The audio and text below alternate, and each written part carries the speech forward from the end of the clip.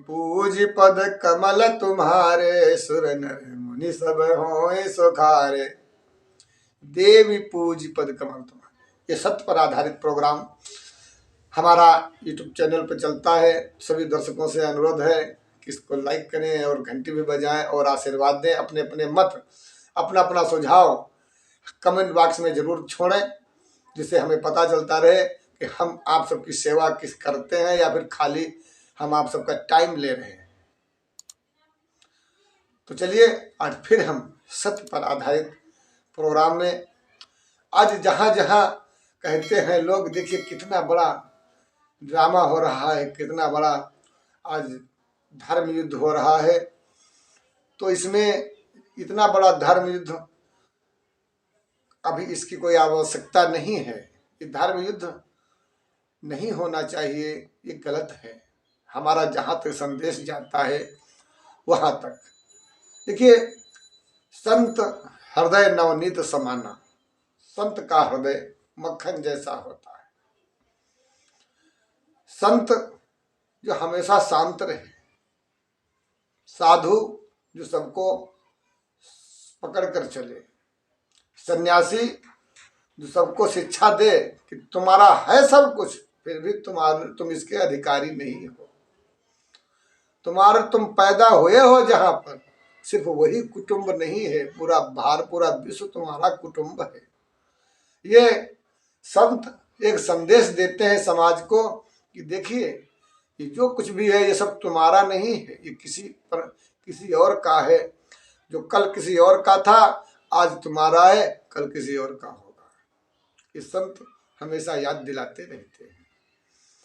एक सत्य पर आधारित प्रोग्राम में सत्य क्या है? सत्य तो आज सभी लोग ढूंढना चाहते हैं, लेकिन सत्य नहीं मिल पा रहा है। सत्य तुम्हारे अंदर है। जब अपने अंदर सत्य को ढूंढोगे तो सामने सत्य नजर आएगा। जैसे एक मोबाइल है, उसमें जब आप किसी के प्रति कोई बुरा संदेश डालते हो तो सबसे पहले तुम्हारे मोबाइल में ही फीड हो जाएगा। पहले तुम्हारे मोबाइल में फीड होगा। तुमने अगर किसी को गाली दिया है, किसी का बुरा किया है, किसी का परेशान किया है, किसी का अहित किया है, तो पहले आप अपने अंदर उस चीज को फीड करेंगे, उसके बाद में दूसरे पर शेयर करेंगे, और तीसरी जगह वो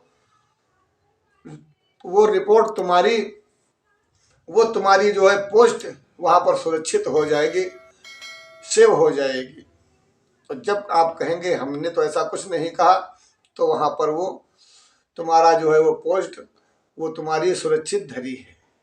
यही कहानी उस परमपिता परमात्मा की भी है। आप कहते हैं मैं तो बहुत बड़ा हूँ, ये भगवा चोला ओढ़ लिया, मैं भी भगवा चोला ओढ़ा हूँ, हमें तो जन्मजात भगवा चोला हमारा चोला, हमारे पिताजी का चोला, हमारे भगवान शिव सब एक ही हमारा लोगों का चोला है। तो यहाँ पर चोले अनेक हैं, लेकिन चोले के अंदर रहने वाला वो एक ही है। उस चोले के अंदर सबका सम्मान और सबको खाना पानी देने वाला वो परमपिता परमात्मा एक ही है। तो आइए, किसी के साथ भेदभाव, किसी के साथ दुर्व्यवहार नहीं करना चाहिए। आज एक प्रसंग हम सुनाते हैं सत्य पर आधारित, जो समाज के अंदर चलता है। शायद समाज को ऐसे काम नहीं करना चाहिए, शिक्षित लोगों को ऐसे कार्य नहीं करना चाहिए, जैसा सभी आज यहाँ पर माया में इस प्रकार से लिप्त हैं, जो अपने ही हित को भूल चुके हैं। मैं जिस भारत के लिए रोया, रात रात रोया हूँ मैं अपने भारत के लिए। मैंने अपनी शिव शक्ति से पूरे विश्व की रक्षा किया। चाइना में रोड पर टपक रहे थे, भारत में रोड पर नहीं टपके। ये मेरी तपस्या का फल है। लोग कहते हैं भारत के अंदर कि कोरोना फरोना कुछ नहीं था। हमसे पूछो कि हम वो एक पैर से मैं पूरे कोरोना महामारी में एक पैर से खड़ा रहा, हर व्यवस्था देखता रहा, क्योंकि इस स्थान से लाखों घर बंधे हुए हैं। ये भारत कोई बहुत बड़ा नहीं है, ये भी हमारा एक छोटा सा वसुधैव कुटुंबकम का परिवार है। इसलिए जो भी हमने 6 जड़ी बूटियां और कोरोना का महामारी का राज खोलना, पूरे देश की रक्षा करना, आटा तेल चावल तिलहन मांगना, हर चीज मैं अपनी शक्ति भक्ति अपने ज्ञान और वैराग्य से रात रात में चिंतन करता रहा, आगे क्या होना चाहिए, कैसे हमारी प्रजा खुश होगी, कैसे हमारे ये बच्चे परिवार के सभी प्रसन्न रहेंगे, कैसे हम उस दूर झोपड़ी में खाना दे पाएंगे, कैसे उन्हें सुरक्षित कर पाएंगे। मैं दिन रात एक करके समाज का कल्याण हमने भयंकर महामारी से बचा लिया अपने हिंदुस्तान को। हम गए एक दिन कोटे पर, तो हमने योगी आदित्यनाथ जी से कहा था कि हे प्रभु कि ऐसा कुछ करिए जिससे कोटा में राशन लेने पर किसी को आपत्ति ना हो, जहां मन चाहे वहां ले ले। तो महाराज जी ने अंगूठा लगाने वाला प्रावधान बता दिया, कहा जाओ अंगूठा लगाओ और चाहे जहां ले लो। और जब एक अभद्र एक अपराधी कोटेदार ऐसे कृत्य करेगा तो वहां की जितनी जनता है वो सब भाग जाएगी। कोटेदार स्वयं मजबूर हो जाएगा सत्य रास्ते पर चलने के लिए। नहीं सत्य चलेगा तो कोई जाएगा ही नहीं।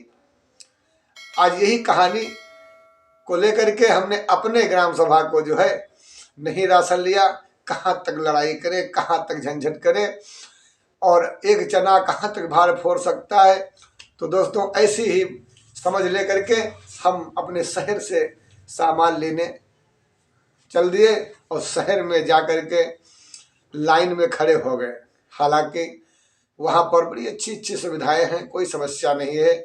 मुश्किल से 30-40 मिनट के अंदर ही चाहे कितनी भी भीड़ हो राशन मिल जाता है। ये हमारे गोला गोकर्णनाथ के महापुरुषों की एक ये देन है। हम तो उन्हीं को भगवान शिव का रूप समझते हैं कि जहाँ लोग गरीबों का राशन 5-5 किलो खा जाया करते हैं, जहाँ वो कम दिया करते हैं, जहाँ वो मिक्सचर बना करके देते हैं, वहीं पर धन्य हमारे छोटी काशी गोला गोकर्णनाथ के ये कोटेदार जिन्होंने निर्विरोध आप 30 किलो ले रहे हैं तो उसमें 30 बैठेगा, आपका 29.5 नहीं बैठेगा। ऐसे महापुरुष।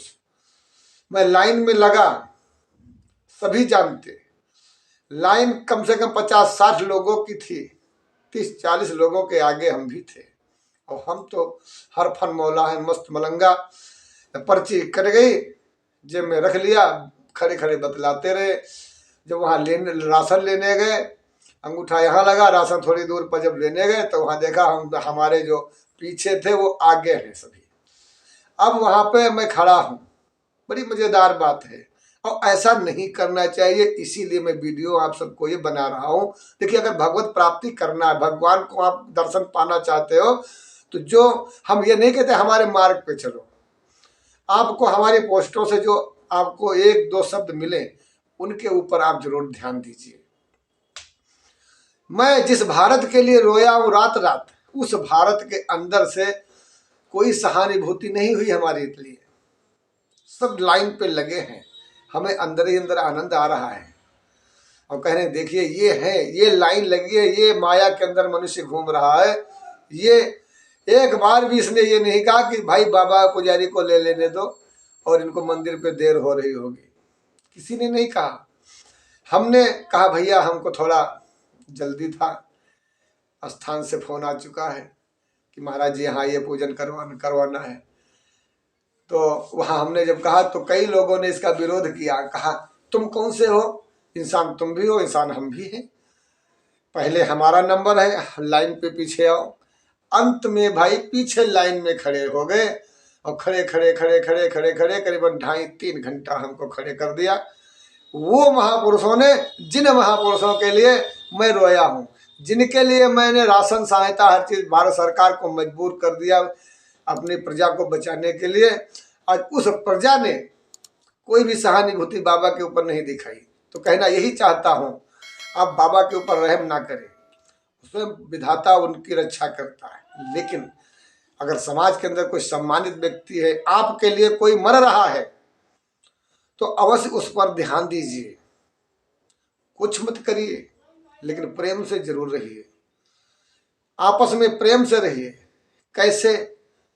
एक वृक्ष की 2 शाखाएं जब तक आपस में जुड़ी रहती हैं तब तक वो सुरक्षित रहती, और जब वो शाखाएं फट जाती हैं बीच से तो फट जाती है, तो ना तो शाखाएं सुरक्षित रहती हैं और ना ही वो वृक्ष सुरक्षित रह पाता है। इसलिए प्रेम से रहो, सद्भावना से रहो और अपने घर परिवार में आनंद से रहो। किसी से कोई बुरा शब्द निकल जाए, किसी से कोई गलती हो जाए तो उसे माफ कर देना चाहिए। यदि आप माफ नहीं कर सकते हो तो भगवान जैसे नहीं बन पाओगे, क्योंकि भगवान को तो हमारे सभी गालियां दिया करते हैं। भगवान किसी की बात का बुरा नहीं मानते, क्योंकि कर्म आधारित प्राणी है, जो जैसा करेगा वैसा भरेगा। तो दोस्तों अपना आशीर्वाद दीजिए। इसी के साथ अपनी वाणी को विराम दे रहे हैं और जरूर वीडियो देखें हमारे जो भी आ रहे हैं और अपना अपना मत जरूर दें।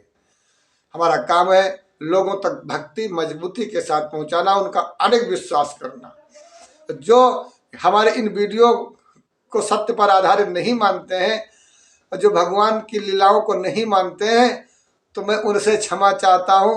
आप एक बार सेवा का मौका जरूर दें। हम आपको चमत्कार, वो अद्भुत चमत्कार जरूर आप स्वयं देखें। हम नहीं कुछ करने वाले, हम तो कुछ भी नहीं है, हम तो संतों के चरण रज धूल भी नहीं है। हमारे जैसे पता नहीं कितने चेला घूम रहे होंगे, हमारे गुरुजन इतने महान स्वयं भगवान का रूप है। तो हम तो कुछ भी नहीं, लेकिन जरूर मेरा काम है लोगों तक सच्चाई पहुंचाना, यही एक सत्य है। आप श्रीमद् भागवत पुराण हर चीज सुनते हो, वहाँ किस्से कहानियां सुनते हो जो हमारे परम विद्वान सुनाते हैं, उन पर उंगली उठाते हो। तो उंगली उठाते हो इसीलिए शायद उस प्रभु ने ये सत्य पर आधारित प्रोग्राम हमारे द्वारा करवा रहे हैं कि देखिए मैं हूँ, मैं ही आदि हूँ, मैं भी अंत हूँ, और बीच में तुम फुलझड़ी हमारे दिल के कलेजे के टुकड़े हो। इसलिए आपस में मत लड़ो, प्रेम से रहो। तुम संसार के हो, संसार तुम्हारा है, प्रेम से रहो। ओम नमः शिवाय, ओम नमः शिवाय। जय हिंद, जय श्री राम। जो भी दर्शक देख रहे हैं अपना आशीर्वाद हमें दें, और जो छोटे हैं हमसे आशीर्वाद लें। हमेशा सुखी रहो, आनंद से रहो। ओम नमः शिवाय।